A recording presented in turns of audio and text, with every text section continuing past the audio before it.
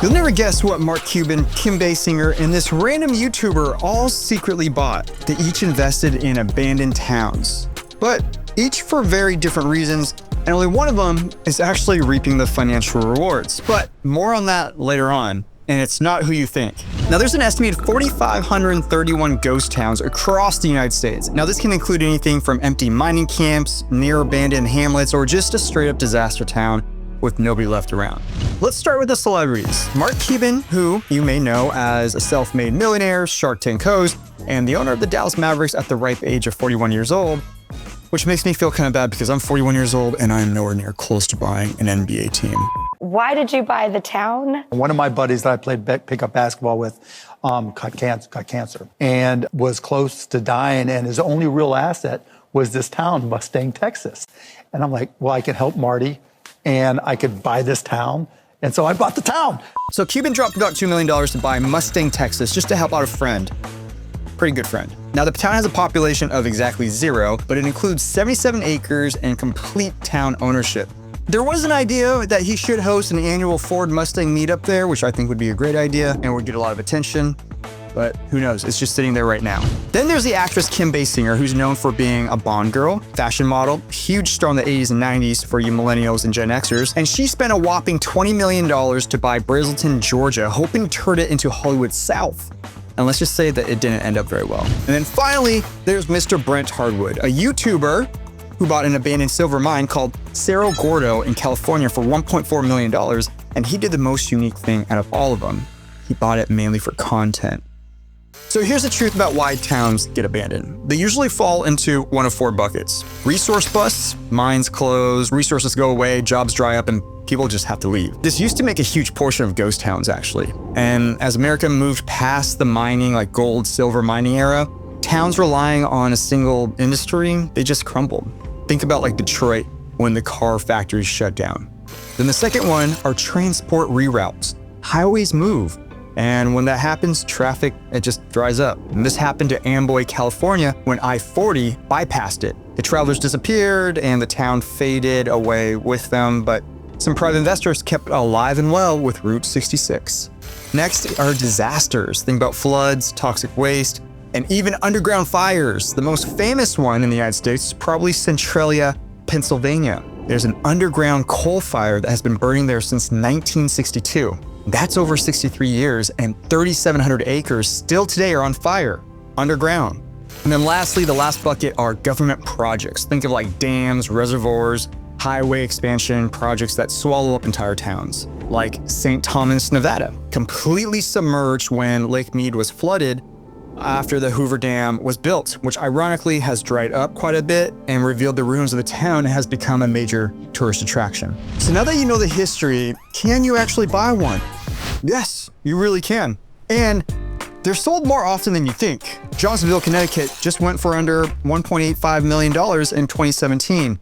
Bridgeville, California was literally the first town ever sold on eBay, and a town in South Dakota sold for just $250,000. But here's the rub. Buying is the easy part.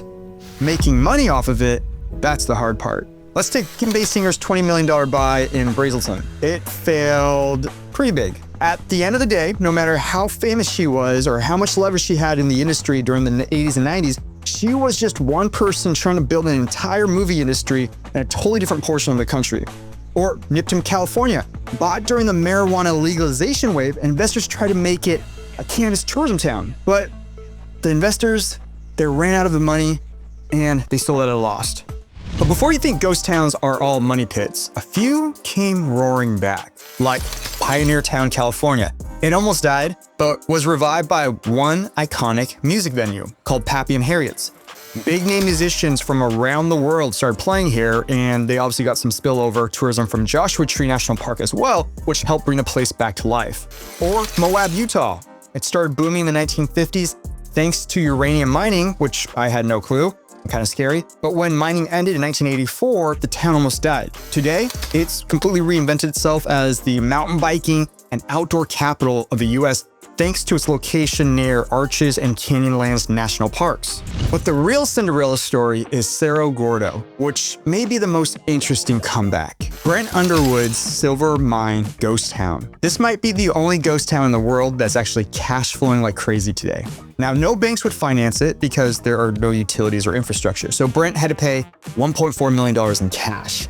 And instead of quietly restoring it, he turned the whole process into a YouTube story and channel, which generated tens of millions of views, which then spun into merchandise and new partnerships and sponsorships.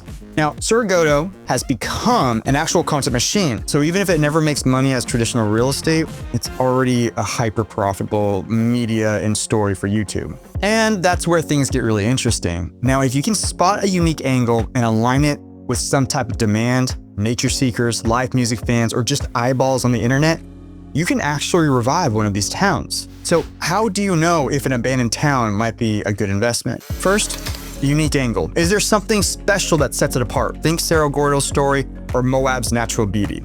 Second, access and demand. Is it near a park, byway, or tourist hotspot within 90 minutes? Third, water and utilities. Without these, financing is virtually impossible, and you have to go in there with cash. And honestly, it's probably not gonna be very comfortable either if you don't have water utilities. Next are environmental risks. Think about coal fires, floodplains, toxic waste. These things are absolute deal killers. And then next are anchor attractions. Think of like venues, events, or a story, or something that keeps people coming back, even a freeway. And then lastly, an exit plan. If your vision or tourism fails, can you sell the parcels individually, or can you even remarket the entire town to sell off? So, should you invest in an abandoned town? For 99% of people, the answer is unfortunately no. There are money pits with insane infrastructure costs. But if you've got the cash, vision, and either a tourism anchor or a viral story, it might be worth it because it is actually a pretty cool flex. Unless, of course, you're billionaire Mark Cuban and you can just buy one for fun to help out a friend.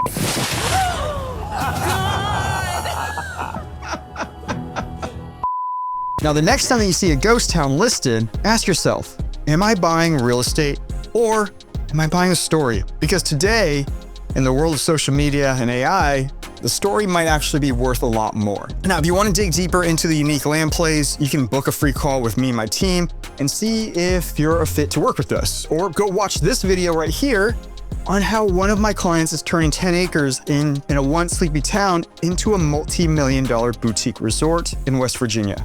See you in the next video.